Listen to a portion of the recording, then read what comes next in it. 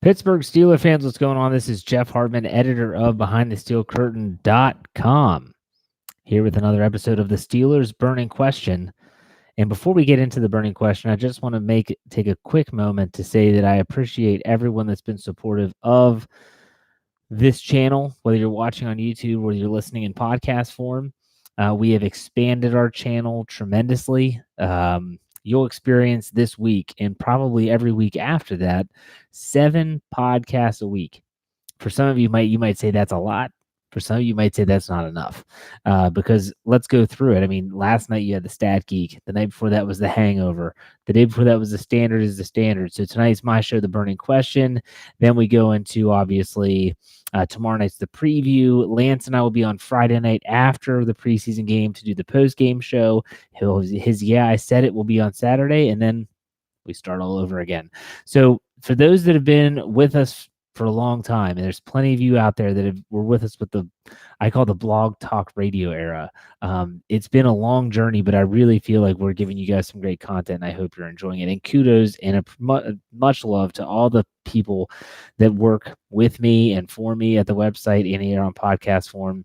It's really, really nice to have a lot of people that are all in. They're all in, all hands on deck. And so let's get right to the Steelers question. And that is, this is a tough one for me because it's week 1 of the preseason. And so no one really knows what to do. No one really knows what to say because it's just week 1 of meaningless football. So the question tonight and the headline and title of this episode is, what would a perfect performance look like for the Steelers in week 1 when the Tampa Bay Buccaneers come to Heinz Field on Friday night? That game starts at 7:30 p.m. Eastern Standard Time and is on your NFL network. So it's nationally televised. So if you have the NFL network, you'll get to watch the game no matter where you live.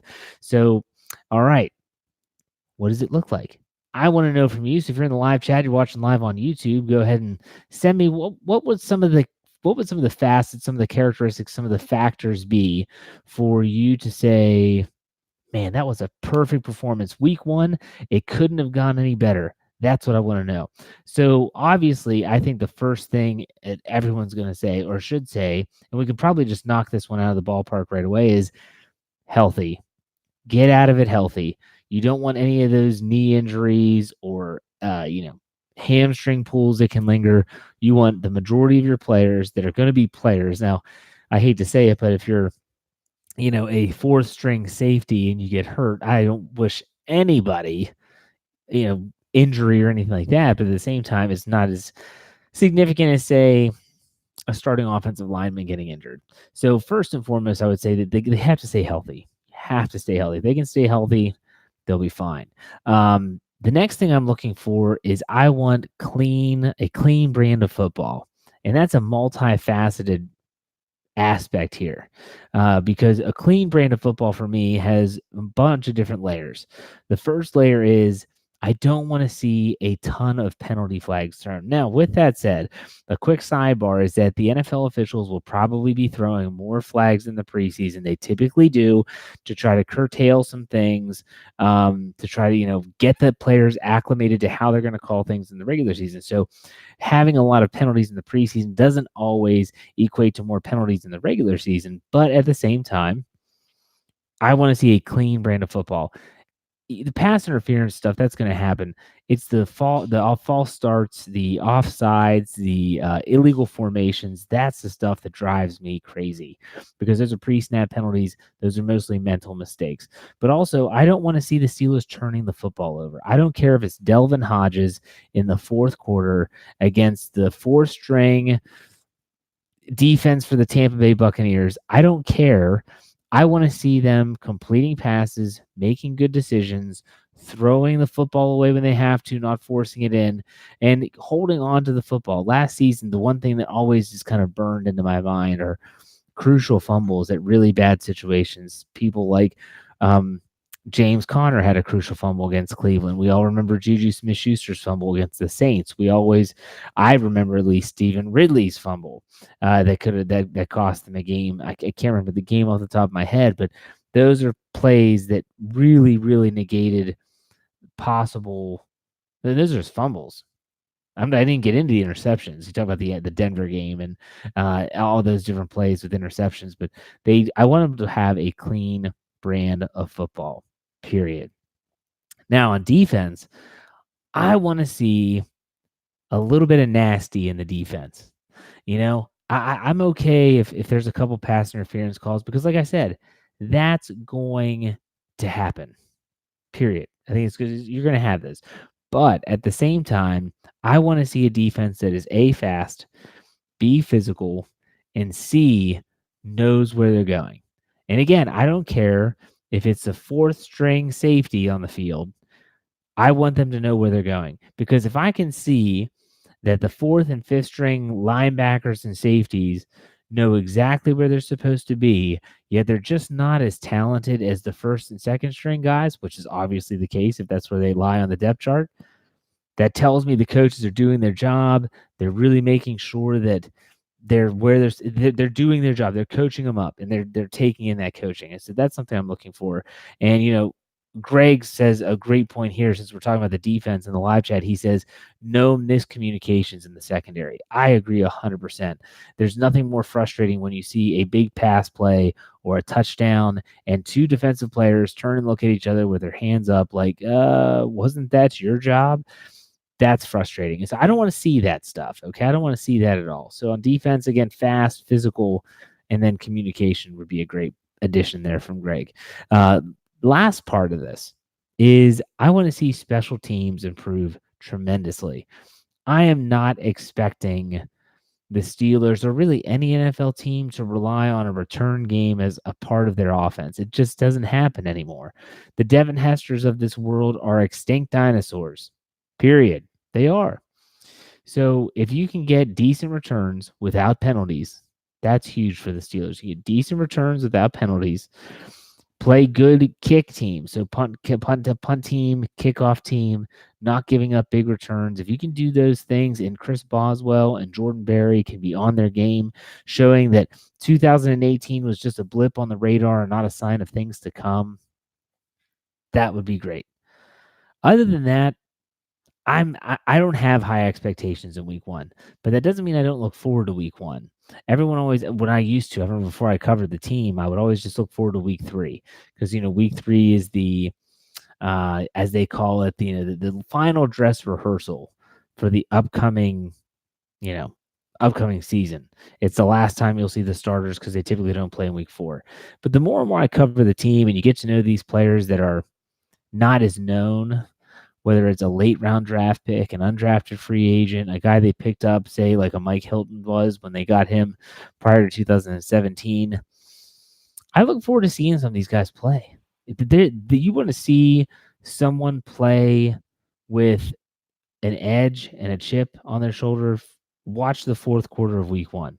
Those guys are playing for their careers because a lot of them will be unemployed in a couple weeks. So I don't mind these preseason games. A lot of people complain, and if you have tickets, and Dave Schofield's the season ticket holder, I'm sure he doesn't like the fact that he has to pay for all those tickets. But at the same time, from a fan's perspective, if you follow this team closely and you know that 91-man offseason roster, there's always someone to watch. There's always something to keep an eye on. So there you have it. So I want to ask you, if you're in the live chat right now, go ahead and say some of the things that you're going to be looking for and what would be perfect. I'm talking about you go into Saturday and you wake up and you say, man, Steelers look good. They look good. You were happy with that performance. That's what I want to know. Where are you on this scale? What are you looking for? So I'm seeing here Cecil says, get more interceptions, create more turnovers. Absolutely. It would be awesome to see the defense do that. Not sure what happened so much in week one, but hey, got to start somewhere. They've been getting their hands on the football a lot in training camp. That would be awesome. Ryan brings up a good point. Ryan O'Toole says, hoping to see fewer missed tackles.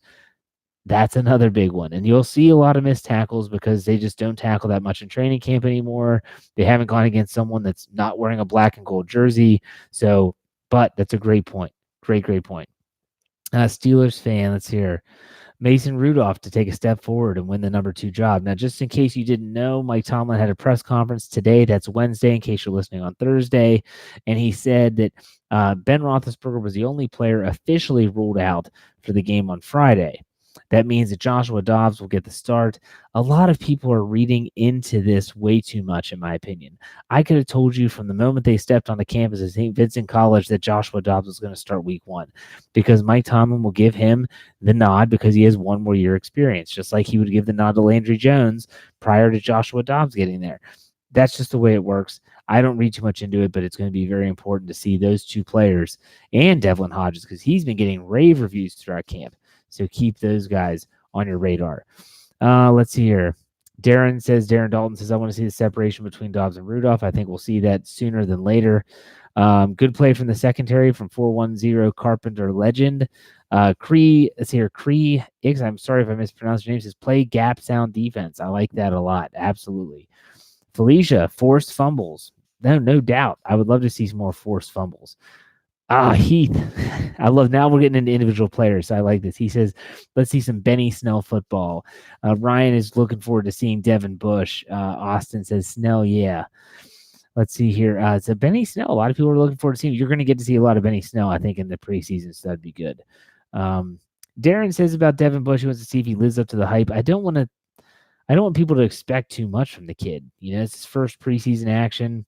I'm not saying he's not going to live up to the hype, but if he goes out there and it's a little shell-shocked, it's okay. There's still time. It's not a bust after week 1 in the preseason.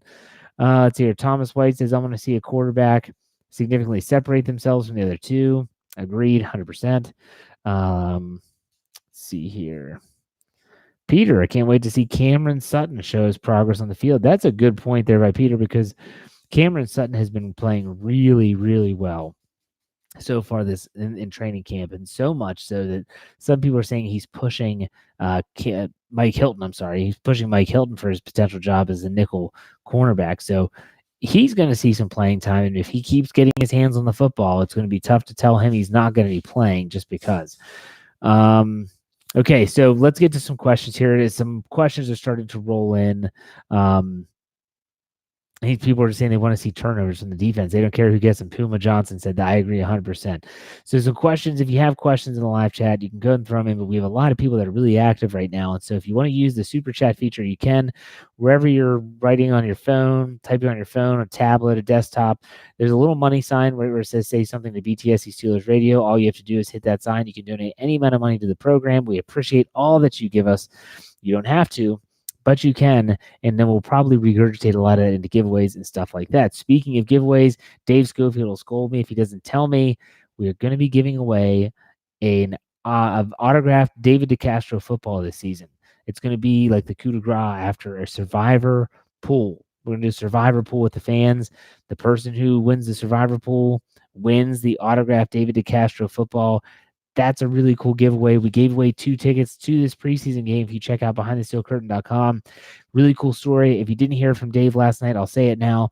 The guy that won this is from Canada, and he's never been to Heinz Field. He's a huge Steeler fan. He's going to be driving down, I think it's 5 hours of a drive to go and see this game, a preseason game, but he's never been there. That's really cool. So make sure you check some of those things out. So here we go. Some questions. Someone asked a question about Joe Hayden. Where was that? Here we go. Do you think Joe Hayden will have a big season? Well, if you didn't hear today, Joe Hayden was carted off the field, but that not really what happened. It's not really what happened. He was lifted up the field. Basically, he was injured on the field. He walked off. He limped off. They seemed to get his foot stepped on. It's a minor, using air quotes there for those that are listening in podcast form. It's a minor knee or ankle injury, and that he'll be fine. I don't think he's going to play, but I do think he's going to have a big season if he can stay healthy. That's huge. He says, will TJ Watt play? I'm going to lean against no. I just don't see the reason why. Why would you play him? He had a hamstring injury. If they play him, it would only be like a series for me. I wouldn't put him out there. I just don't want that thing to linger, period. That's just for me. So here we go. Carpenter Legend puts $5 in the tip jar, just says for the jar. I really appreciate that. That's awesome. We thank you guys for the support. We hope you enjoy the content, like I said at the beginning of the show. Steven says, do you guys know what the tiebreaker will be in survival picks if there's a tie at the end of the regular season between people? Yes. I think we are going to do at the end of the season, it depends on how long the survivor pool goes. We're going to do some points. We have to check into that, but we do have a tiebreaker. So there you go. Austin says, when's the BTSC tailgate going to happen? I am not sure. Mr. David Schofield will he'll be the one in charge of that because he's the season ticket holder, not me. I always have work to do. I watch games at my house, and that's it. I get Sunday ticket because I'm always watching them at my house. Let's see here. Ryan says, hope Hayden's foot's better in shape than Mr. Third and Fifth. Absolutely. In case you didn't hear, Mr. Third and Fifth in Oakland, the reason why his feet were so grossly mangled was because he was supposedly he got into a cryo chamber and didn't have the proper footwear on, and it basically gave him frostbite. There you go. In case you didn't know that story. Is Brandon Riley? Darren asks, is Brandon Riley still on the roster? I hope so. He had some strong tape that I've seen. Definitely looks like a sleeper pick at tight end. That name does not ring a bell, but I know Dave's in the live chat. I'm going to ask Dave to look into that. Dave, is Brandon Riley still on the roster? That name does not ring a bell. So that's just me, though. Okay. Let's see if we have any other questions coming in. Remember, you can just ask anything Steelers related. A lot of people were talking about the Dobbs versus Rudolph. And I like Mason Rudolph because I just think he gives I think he's a little bit more of the standard NFL quarterback.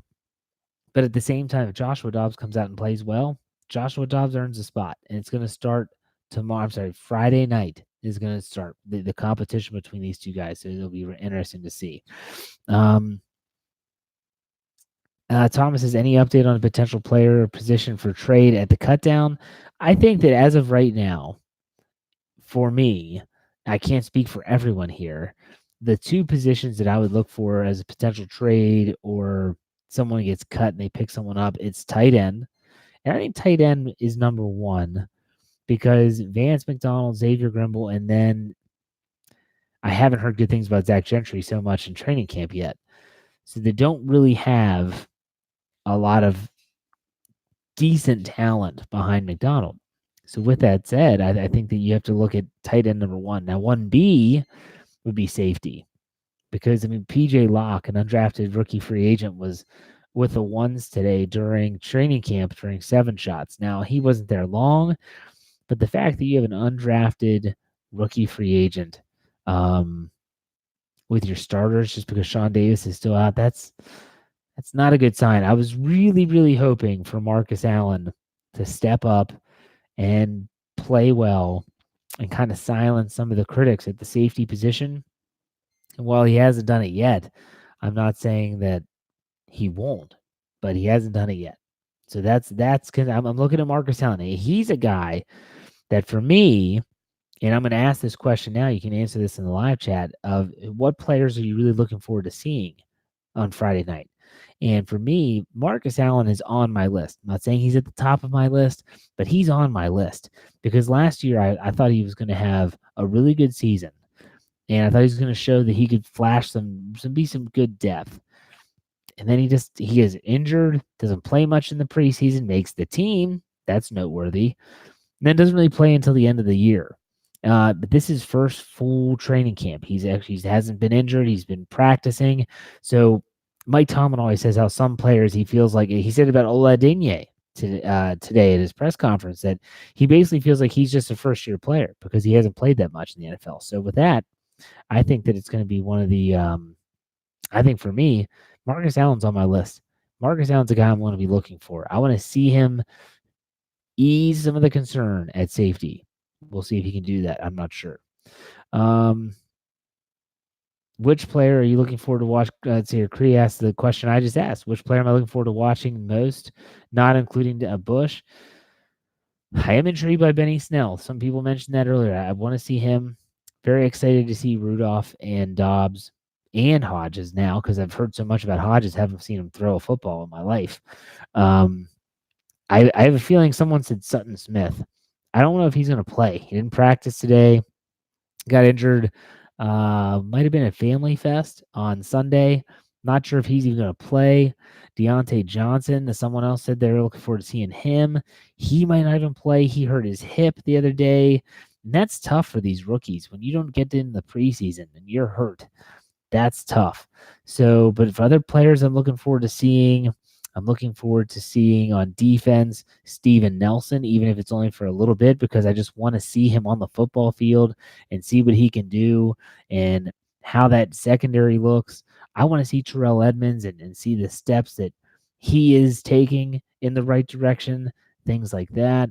Who are you looking forward to seeing? Yeah, that's what I want to see.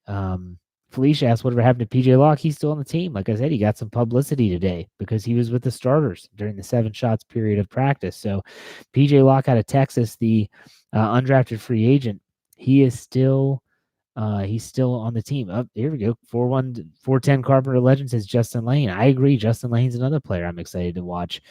I like watching these young guys. I like watching these rookies and seeing what can they do.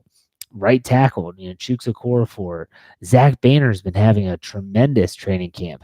It's really going to be interesting to see what they put on the field. Now, Austin asks, is Sean Davis healing up?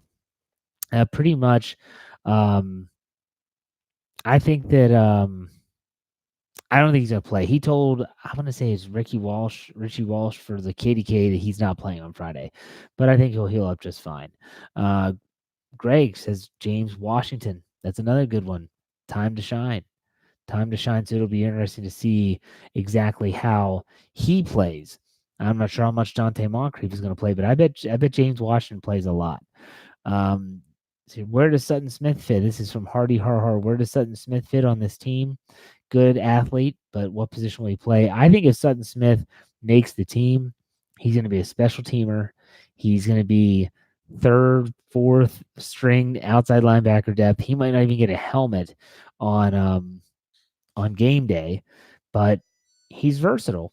The more you can do, basically, I mean, it's like the golden rule in the NFL. The more you can do, the better you are, the better you're going to make the team.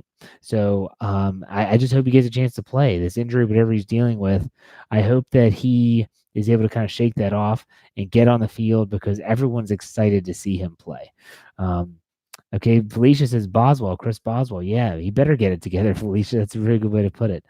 Reginald says, I hope all the Steelers draft picks make the team. I have an itch saying that they're not. Something tells me that not all of the draft picks are going to make the team. So, I don't know. Sabrina asked about Joe Hayden. I already mentioned that he probably won't play on Friday. He probably wasn't going to play on Friday anyways. And so we'll see how his ankle responds. The Steelers released a comment saying that they're not going to touch it until after Friday.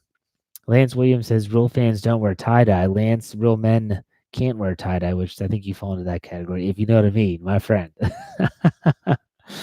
Okay, Darren says, I feel like there isn't a big enough sense of urgency developing a quarterback. Ben's close to the end of his historic career, so that needs to be addressed a lot harder, in my opinion. Well, who's to say that whether it's Dobbs, Hodges, or Rudolph, that the future isn't on the roster currently? I don't know. We'll see. Ryan O'Toole asks, anyone curious to see Artie Burns? Yeah, absolutely I am. Because Artie Burns, to me, is a player that, to be quite honest, you're kind of rooting for him. You're rooting for the first round pick that's had a really tough go at it throughout his life.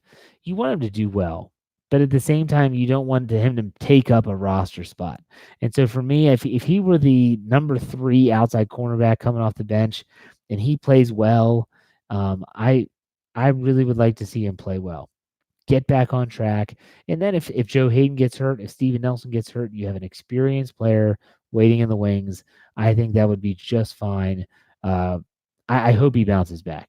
I don't root against anyone in the Steelers to not bounce back, but I'm rooting extra hard for Artie Burns. Sabrina says Artie's getting better. Don't forget he's young. That's true. He is very young, so we'll see. Dave Schofield says he wants to see both Devins, and he's referring to obviously Devin Bush for the Steelers and Devin White, who's taken 5 spots ahead of him from the Tampa Bay Buccaneers, who played at LSU a lot of people said that Devin White was the better of the two Devins, and that's why he was drafted higher. My question is, well, Devin Bush, I know he's going to know that Devin White's on the other side of the field, but will it impact his play? I don't think so. I don't think that I don't know. That's a tough question. Austin asks who will have a better night. I don't think either of them is going to play that much, but maybe more so. I don't know. We'll see. But Devin White, these guys are really critical, vital parts of both teams and their defense, and you don't want to see someone get hurt in the week 1 preseason game. So here we go. He asks, is Veterans Day off a good thing? I feel like they should be in there, even if not physically participating, help develop rookies or film study. This is a debate that a lot of people have every preseason, and they see Bill Belichick trotting Tom Brady out there for weeks 1, 2, and 3, and they say, oh, well, look what they're doing. And they win all those Super Bowls, and yet they see players getting injured, and they say, boy, that's risky. And it's definitely a situation where, yeah, I remember it was 2 or 3 years ago. I was at a editors conference, actually, editors meeting for SB Nation and Vox Media in Washington, D.C., which is not far from where I live. And we were all the top editors of SB Nation were sitting there around a table, and we were watching. It was a Cleveland Browns, New York Giants preseason game. And I remember watching Odell Beckham playing till deep into the second quarter of this game, which was, I think, a week 1 game. And I remember looking at the gentleman, Ed, who runs the Big Blue View, which is the SB Nation site for the Giants, right across from me. And I'm saying, Ed, why is Odell Beckham still in this football game? Why? And what happens? He gets hit. He jumps for a ball. He gets hit low, twists up his ankle, his foot, and he was out for a while. And that was a really bad season for Odell Beckham. So people say that they want the starters to play all the time, and yet when their starters get hurt, they get really angry about it. So I like the way the Steelers do it. I wouldn't change anything. We'll see how it goes. I think you'll see most starters tomorrow night, except for maybe Hayden, Roethlisberger, maybe Connor. I don't know if Connor might even touch the ball. We'll see. Gerald says, will Barron give out all hit sticks against the team that drafted him? That's a good question. I'm not sure about that. Jordan asked, throwback or color rush jerseys? Huh. That's a tough question. Like the throwbacks, the block letters, block numbers, and they are block letters too, I should say. I was incorrect. But I think those color rush jerseys are awesome. I love the unis with the black pants. I just think they're awesome. For some reason, when they wore the throwbacks last year, it looked way too much like Iowa, the Iowa Hawkeyes. So I'll take the color rush for me. Let's hear. Sabrina asks, what about Finney winning the right tackle job? I think you're talking about Filer, and I think that Filer has that thing locked up unless he gets hurt or unless something drastic happens. I think Filer has that job locked up. I think Chukes Okorafor is the backup swing tackle. I think Zach Banner makes the team. I think Gerald Hawkins gets cut, and I don't see Derwin Gray making it at this time. How much do you see Delvin Hodges playing during preseason? I think that in the upcoming game, if I'm the Steelers, I'm playing Dobbs the entire first quarter and half the second. I'm playing Rudolph half the second and all the third, and Hodges gets the fourth. And then I'm going to flip the script in week 2. Hodges still gets the last part. Week 3, Roethlisberger is going to be back. And then week 4, Hodges will play a lot. That's the way I would do it. Not saying that that's the way they're going to do it, but that's the way I would handle it.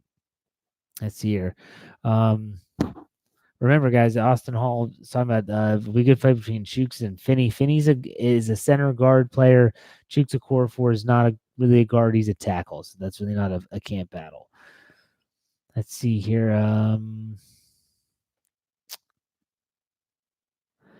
Darren brings up Brian Shazier. He says, I'm going to be that guy that says it. Hard truth. Brian Shazier is going to make it back to his football career. You know, I get this question a lot on this show and other shows. And to be quite honest with you, it's none of my business. And I care about him.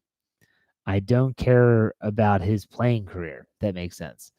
I care that he gets back to full health. I care that he can play with his kids until he's older. I care that he can walk and run and do all the things that excuse me, any able-bodied person would do. But at the same time, his football career, if he plays again, then that's awesome. Good for him. If he decides he's never going to play again, that's awesome. Good for him. And I think we should all kind of take that that approach to Ryan Shazier and his rehab, but he has come a very long way. Dave's his color rush are also block letters. Yes, they are block letters. They are block numbers, but they're not the same because there's no white involved. And so it doesn't look like the Iowa Hawkeyes. Okay, so let's see if we have any others here. Okay, that's about it. That's about it. So, you know what? It's been a good show. I appreciate all the people here on the live chat that have contributed in one way or the other. Just remember, we have other shows coming up tomorrow night. Thursday night's a Steelers preview. That's myself, Dave Schofield, and Brian Anthony Davis. Friday night, Lance Williams and I will be on after the game for our Steelers postgame. We'll break down what the game that was, the week 1 preseason game. And then we'll have Lance's show. Yeah, I said it on Saturday. And we'll just it's going to be rolling from there. You know, the season is officially upon us. I hope you're excited. Make sure you check out BehindTheSteelCurtain.com for all your Pittsburgh Steelers needs. We'll have over 10 articles a day. 10 articles a day. So I hope you're going to be checking that out. Lance asks, is the game on TV? It is nationally televised on the NFL Network. So if you have the NFL Network, you're good to go. You'll get the Steelers live, 7:30 p.m. Eastern Standard Time this Friday at Heinz Field. So with that said, I am Jeff Hartman, editor of BehindTheSteelCurtain.com. We appreciate it. Make sure you check us next week for another episode of the Steelers Burning Question. And as Lance says, tune in, tell a friend, and subscribe. We'll see you.